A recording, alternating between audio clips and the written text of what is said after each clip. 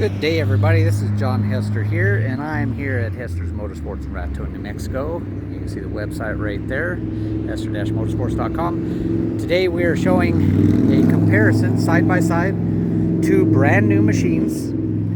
Okay, so this one on the right is what's called a Gen 1 CForce 500S from CF-Moto. This is the all-new Gen 2 CForce 500S from CF-Moto. Both of these are 2022 models. Okay, now this one is the outgoing model, 2022. This one is basically a 2022 and a half model. It was supposed to be out in, right now it's August. It was supposed to be out in the spring, but with production, it's 2022. What can we do? That's a good rhyme there. Hey, it's 2022. What can I do? Production is no way near where demand is. Demand is so much higher. So we're going to go over and show the difference between the outgoing model, which is still very, very good model. So if you're looking at this type of a model right now and it's on a dealer's floor, there's absolutely nothing wrong with it, but we're just going to show you the two differences so that way you can see. Now, of course, the MSRP on this one does cost a little bit more. I'm not going to list the MSRP right now because I will list it down in not the comments, but in the description below of these two machines side by side. But the main reason why is because you might be watching this video 5 years from now and the MSRP is completely different. So I'm not going to really worry about that right now, but I will have at the time of this video the prices of these machines, base MSRP prices. Not including any freight setup, dock fee, or anything like that. That's based on each dealer sets that. So the outgoing CF-Moto C-Force 500S, it's been a very, very good machine. I mean, a tremendous amount of bang for the buck. You have a 38 horsepower 500cc engine, single cylinder, liquid cooled, fuel injected, 4-valve head. It's a very modern, high-tech platform. 38 horsepower. To kind of give you in perspective, a Honda Rincon 675cc engine, what they call a Rincon 700, which is north of $11,000 machine, has 38 horsepower, the same as this. So this is equal to the most powerful Honda ATV on the market. And as a comparison, just to kind of give you an idea, a Yamaha Grizzly 700 is 41 horsepower. So this is only 3 horsepower shy of a Yamaha Grizzly 700. I'm just using those as a base comparison just so you can kind of see that, as a 500, they do not play. They're very well performing. They have a trail block primary clutch with the CV-Tech secondary clutch, so high-end clutching right from the factory. No cheap garbage stuff, very, very good stuff. The 500s come standard with power steering, of course, on both models. They come standard with a 2,500 pound winch on both models. They come standard with aluminum 12-inch aluminum wheels on both models. 6-ply aggressive tires on this one, and a more unidirectional 6-ply radial on this one. So basically the difference in between, these machines right out, you can see that they changed the tires. And of course, it's a new wheel design. So let me get over here in the sun on this one so you can see better. You can see the new wheel design and tire design. So with the unidirectional wheel, or tire, you're going to have more variety of terrain. This one with its larger gapping is going to be better in the mud. That's going to be better on all average trails, hard packed rocks and stuff like that.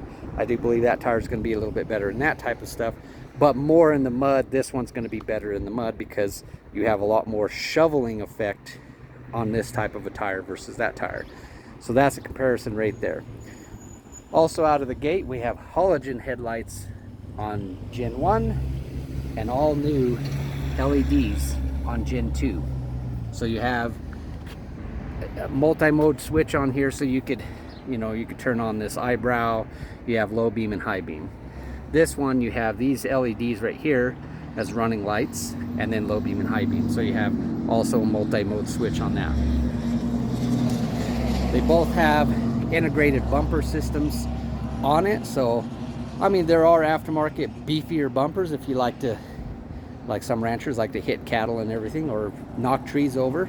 But as you can tell, this one does have a little bit more upward protection all the way from side to side on the body versus this one here.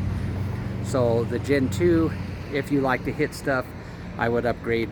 I believe Rival is making bumpers, and yeah, we do sell, we are a Rival dealer, and we can ship across all 48 states, so we can get you bumpers on that. Now, also, you can tell that the racks have been totally changed. So you have a standard tubular steel rack with no plastic on it. Then you have the more composite with a rubber grip. So this is actually a rubber grip. This is smooth hard plastic, and then you can tell this is a rubber grip on it. Now this, it does have a metal underneath it, so it's all metal underneath it with just a plastic covering on it. And it does have different hookups that you could put on different attachments on this. And of course, CF-Moto is expanding more and more of their line in parts and accessories. So aftermarket, there's places that make some cool deals that fit on here for gun racks or whatever. So you can add a lot of stuff on there versus more of the old school bolting to a frame.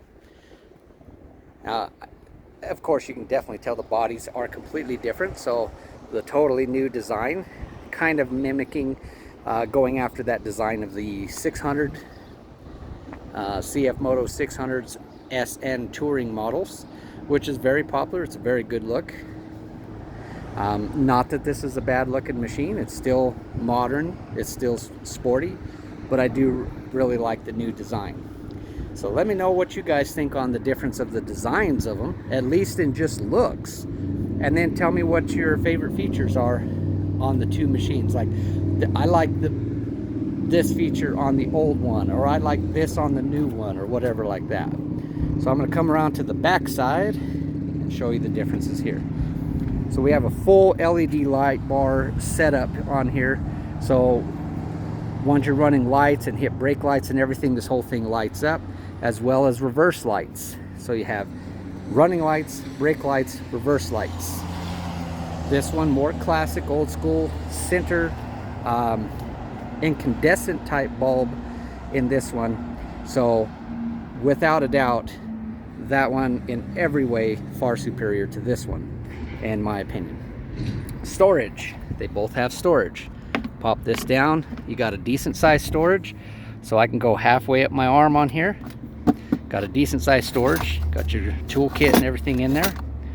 So a good sized storage box on the Gen 1. The Gen 2, new design, new shape, still pretty decent deep. And the thing of it is, I mean, look at that. Look at my arm. I'm going sideways. It goes all the way over to here and all the way over to here. Well, actually, no. Sorry, that's the muffler there. Yeah, so it's solid right here, curves back right here, and then goes back this way. And of course, the toolkit right there. So as far as cubic size, cubic inches or something, I would probably say I think this one's a little bit bigger than that one as a whole. One other thing that you might notice right out of the gate, this one does not have a receiver hitch. That one does have a receiver hitch. Now let me explain. This comes with the receiver hitch. These are early production models. The early production models, this was left out of production, but as a dealer, the dealer will install those for free. So every machine that they should have on the floor, they contact CF-Moto and say, hey, I didn't have a receiver hitch.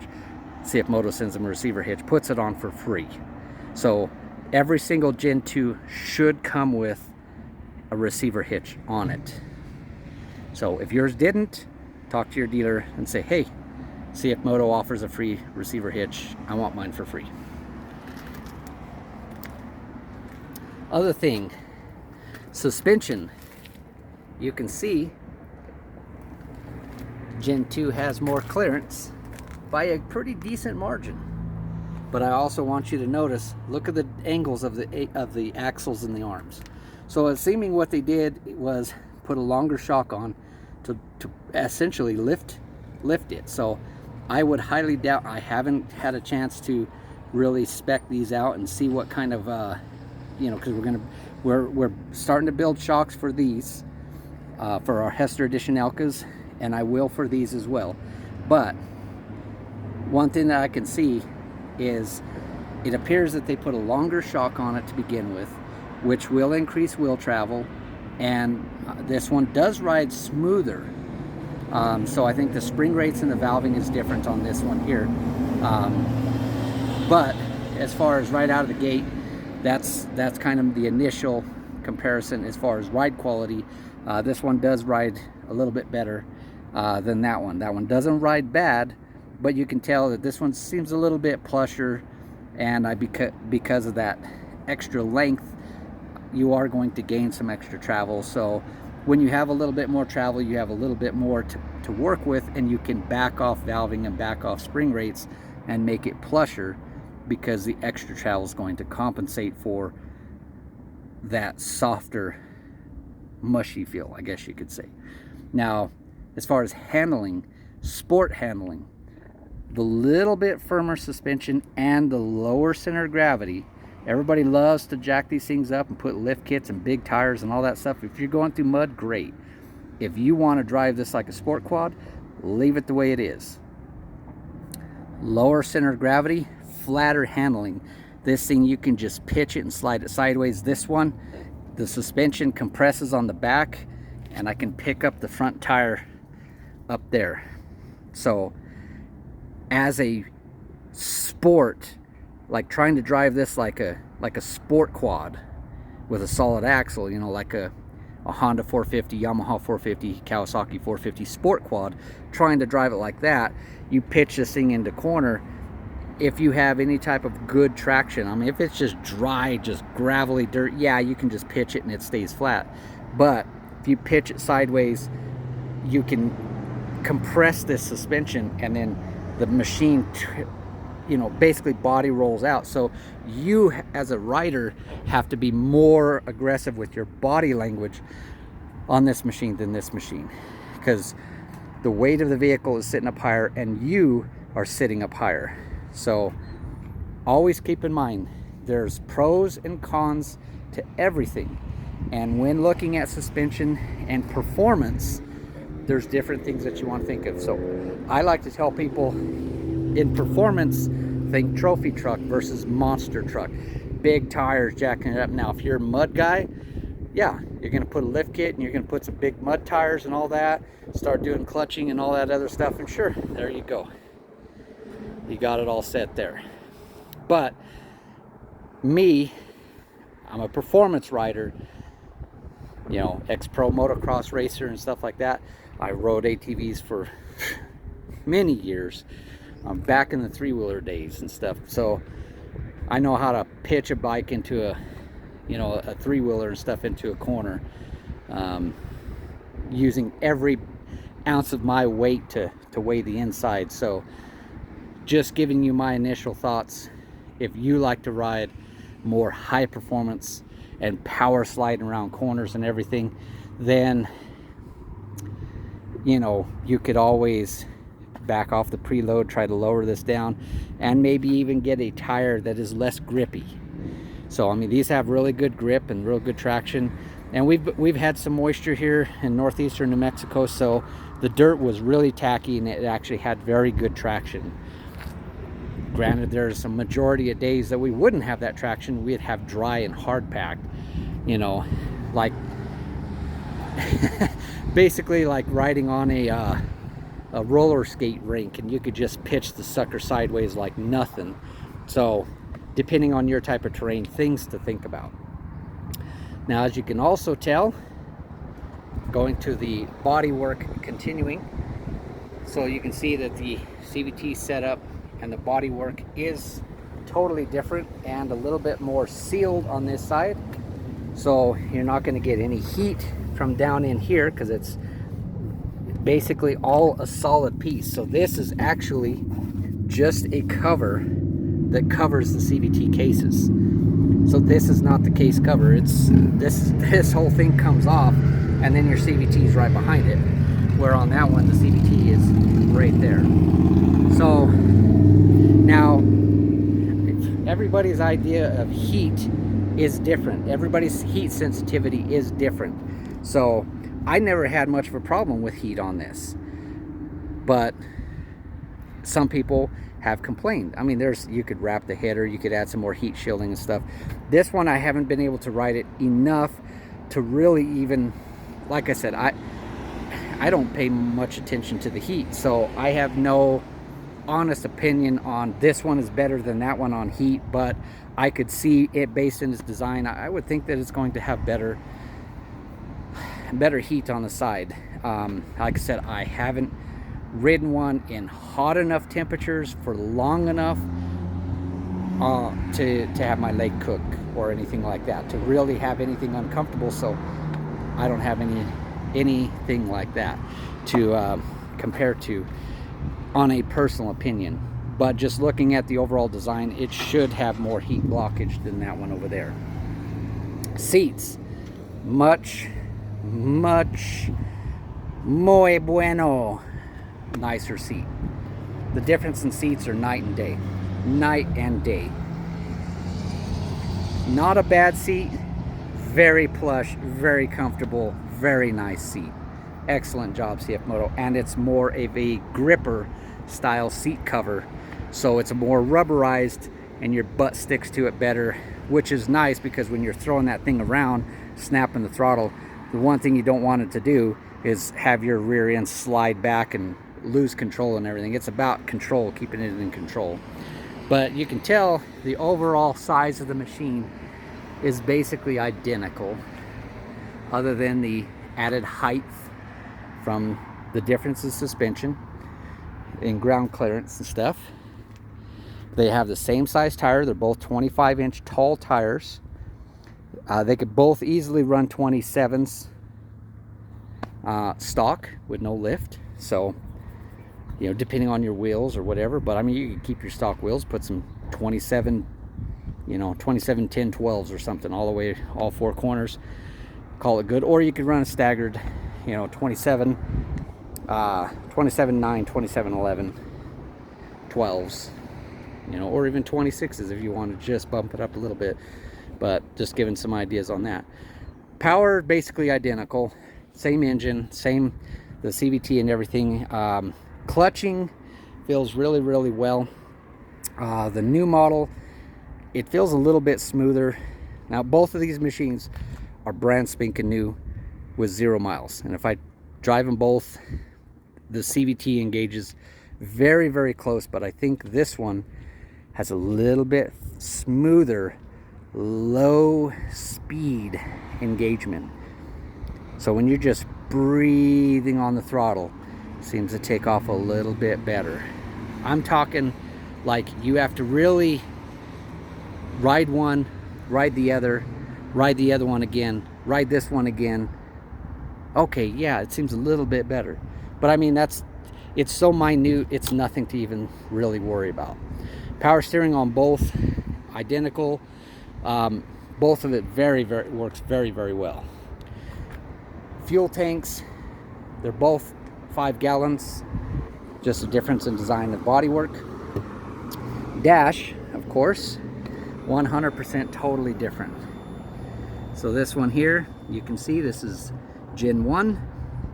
So that one, I mean, of course it tells you everything. It's got your coolant temperature, two-wheel drive, four-wheel drive, everything that you could possibly want. I mean, full indication dash. This one is the dash off of the 600. So you turn it on and it's got more of that blue background to it, but it is larger. All the icons are larger, easier to see, and it works very well. The win on dash is of course Gen 2. Gen 1, pretty standard grips, nothing spectacular. Gen 2, the grip is actually a little bit smaller in diameter, but it has a half waffle, more of like a sports quad or motocross bike. So you grip with your fingers underneath, and you have really good grip, and it's softer. You can see it moving. This one is not too bad, but it just a big difference, big win. So I mean, if you have this vehicle, I mean, you could easily just buy these grips. Just get the new Gen 2 grips from a CF-Moto dealer. Both of them have 12 volt and USB power outlets. You get to this one over here, just a little bit difference. That the Gen 2, I like that it's better than these. These work and they're functional, but the other ones, it has an actual like cover. These pop into the sockets. So I do like the Gen 2 better on that. This one has a horn. This one does not. So no more horn, just a difference of how it starts. So you push the start button here, where this one you got the green button right there, push the start button. It's pretty standard on there. Brakes, dual discs up front, single disc in back, and the disc is right on the caliper, I mean right on the drive shaft, right in front of the differential right there. Pros and cons with that, of course. Cons is not quite as strong of a braking power as when it's right directly on the wheel. The pro is if you brake an axle, say you brake this axle right here, you still have brakes to that wheel. Okay, that's the pro. The con is not as strong a braking, but it's got plenty of braking power for this size of a machine. Okay, independent rear foot brake and front hand brake.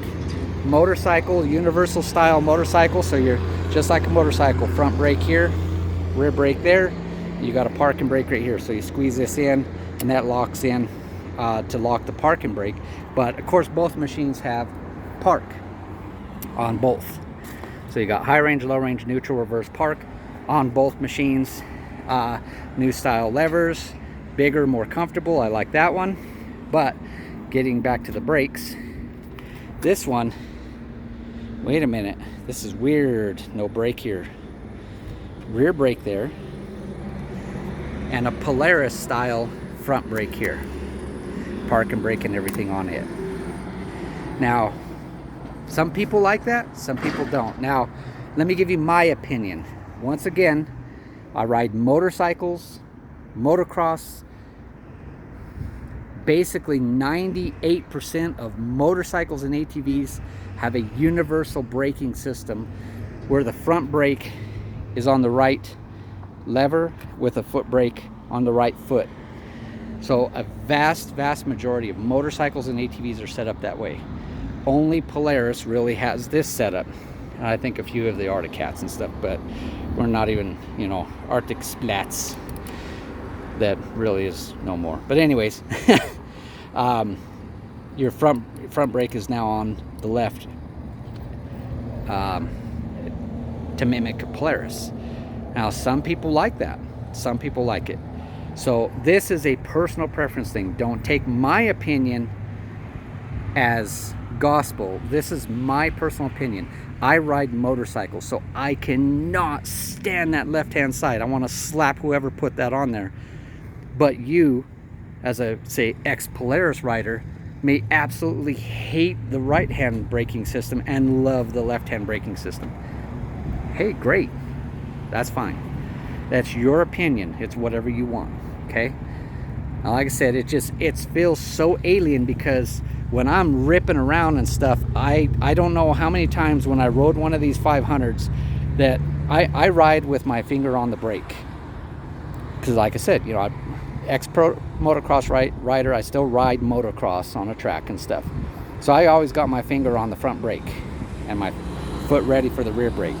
So I'm riding around and I did this, I don't know how many times, and it took 2 or 3 seconds for my mind to snap and go, oh crap, the front brake is on the left, and I had to grab the clutch, so to speak, because on a motorcycle your clutch is over here.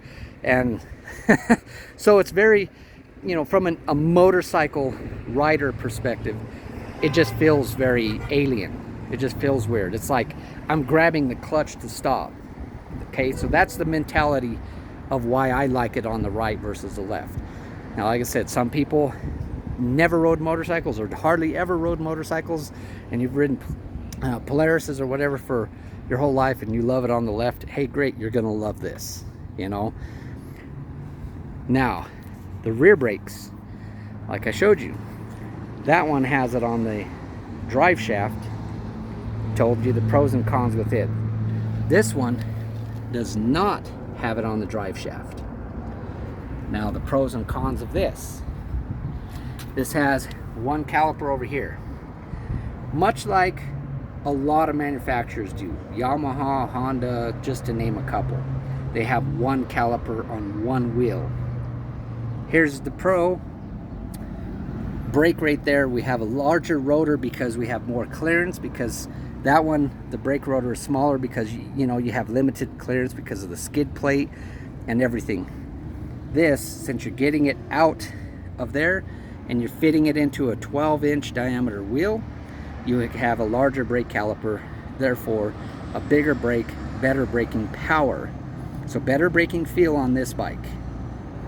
Here's the con. You have one brake on one wheel. There's no caliper over here. And just like every other manufacturer that does this, if you break this axle, you lose your rear brakes entirely. Not necessarily. Now, you still have this one tire to brake, but this one is now disconnected. Okay? So, if you break this axle, the braking power cannot transfer across over here and then stop this wheel. And of course, when braking, when your axles are connected, you have that little bit of lash in between here, through the gear and back over into, you know, through this axle into this wheel. So this wheel will stop. This wheel turns for, let's say, about an 1/8 to a 1/10 of a rotation before it stops. Then while you're skidding, this tire is going because it's gripping, letting go, gripping, letting go. So this tire locks up completely. This tire's going, and what happens is you're sliding and the machine is pulling to the right because this one's consistent and that one's like ABS. Just using that as an example. So hope that kind of explains it, just going into great detail and really explaining it. Exhaust note, they're very close. I really don't think that one is any quieter. There's a Gen 1. Let that bike go by.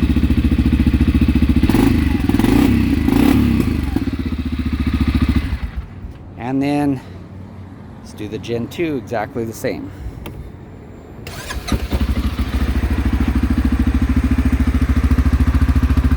Slightly quieter. Another loud diesel truck going by. Give me a second. Alright.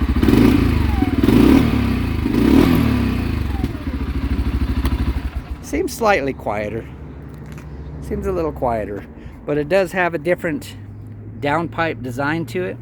So instead of it being coming all the way through, it looks exactly like a Polaris muffler to me. So it comes out, the baffles bounce around, pressure shoves out the bottom. So a little bit quieter. Hard to say if that one's freer flowing than this one, but you have aluminum bolt-on serrated foot pegs versus the plastic molded foot pegs. So durability, win. Gen 2 wins. Oh, four-wheel drive system. I am sorry, I almost forgot. So here's the new switch design. You have two-wheel drive, four-wheel drive with a limited slip front differential, so it engages the front. So you are in four-wheel drive, but now the power can transfer left to right, keeps the light steering and stuff like that. Then flip this again, push this button. Now that locks the front differential. The rear on all ATVs is always locked, so you got a posi on the rear. This makes posi on the front. So you have a 100% true lock four-wheel drive system. This one had it as well, just a different design. As you can tell, this is the exact same design because they made it for Yamaha. So the Yamaha Grizzlies and Rhinos have the same design. 2-wheel drive, 4-wheel drive limited slip, 4-wheel drive diff lock.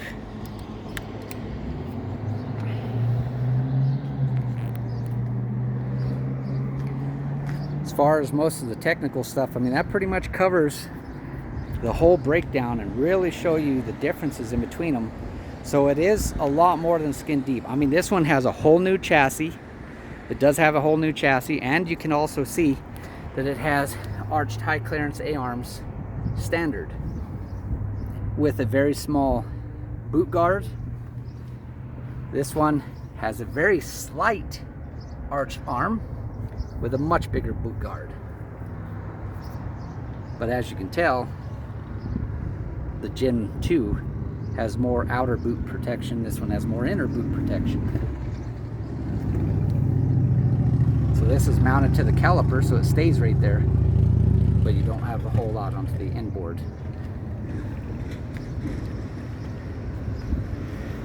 So I hope that pretty much tells you the difference in between them. I mean, you can't go wrong with either one. If you can get a Gen 1 at a good price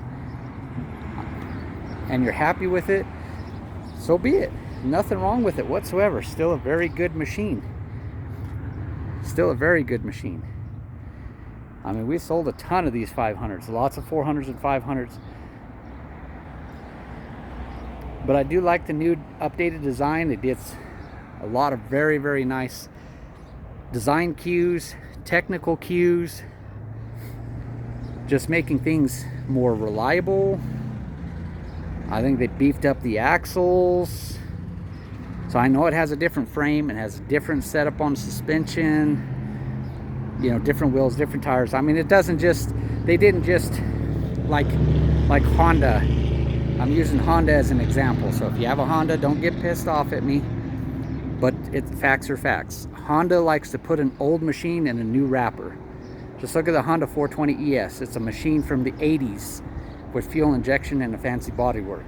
I mean, God, this is 2022. Who on earth still puts a solid axle and mechanical drum brakes on a machine?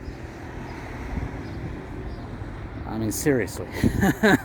I'm just saying. And you could ding near, I mean, God, you can get a 600 touring CF-Moto for the price of the cheapest Honda. So I hope this really helps your decision. Give us a like, make sure you subscribe, hit that notification bell.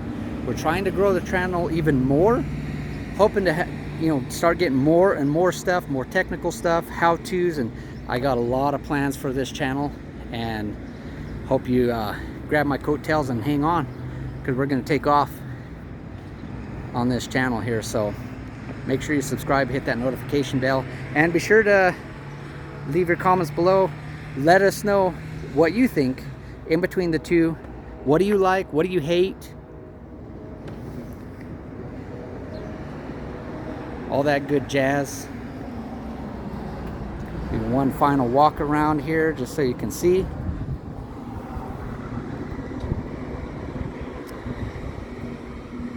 Both nice machines, but I really do like that 500S, and the new 400S and 500S is that new design, and I do like that. It is sharp. It is sharp. It's just, it's just a bit more striking, a bit more menacing. Put some bumpers on that thing. Buy the master cylinder from that and put it over here. At least that's what I would do. But you're not me, so you don't have to, but it's your preference. I want to thank you all for watching. God bless and have a great day.